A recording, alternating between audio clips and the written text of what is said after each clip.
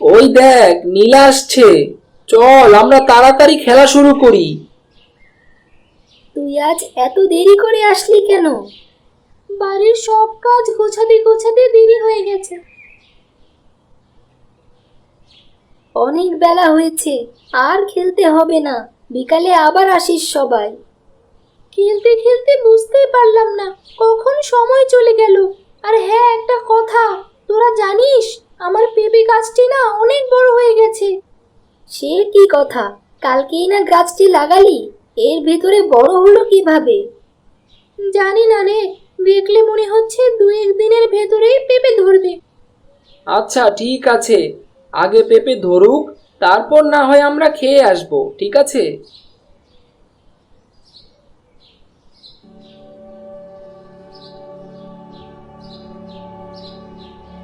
আয়শা, ও আয়শা।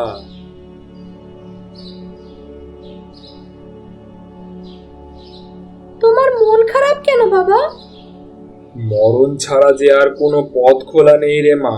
জমিদার কাল থেকে কাজে যেতে নিষেধ করেছে। কি যে করব কিছুই ভেবে পাচ্ছি না। কেন, হঠাৎ করে ওই জমিদারের আবার কি হলো? পানির পিপাসা লেগেছিল, ওই পানি খেতে একটু বাইরে গিয়েছিলাম। এমন সময় জমিদার এসে দেখে আমি খেতে নেই, তাই মনে করেছে আমি কাজে ফাঁকি দিচ্ছি, তাই কাজ থেকে মানা করেছে। আজকে টাকাটাও দিল না।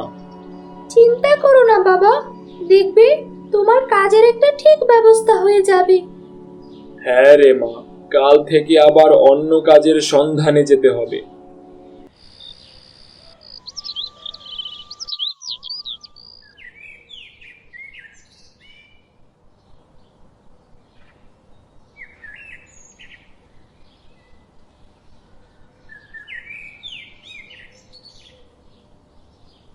মা গো মা, এত বড় পেঁপে, তাও আবার একদিনে! নীলা, এই নীলা, ওগো শুনছো গো? আরে তোমরা কোথায় গেলে সবাই? কি গো, কি হলো? তুমি এত চিৎকার চেঁচামেচি করছো কেন? ওগো দেখো, সামনে তাকিয়ে দেখো। এত বড় পেঁপে! মা গো মা, কালকে এই গাছটি ছোট দেখেছিলাম, আজ হঠাৎ করে এত বড় হয়ে গেল কিভাবে? ঠিক সেই রকম পেঁপে যেমনটি খেয়েছিলাম ওই জঙ্গলে। বাবা, তোমার কাজ নিয়ে আজকে আর চিন্তা করতে হবে না। আজ বরং এই পেঁপেগুলোই তুমি হাটে বিক্রি করে আসো। ঠিক বলেছিস মা, এত বড় পেঁপে দেখলে যে কেউই পেঁপে কিনবে। একটা থাক বাড়িতে খাওয়ার জন্য। রনি ওর নানা বাড়ি থেকে আসলে পরে কাটবে নে, আর বাকিগুলো বিক্রি করে আসি।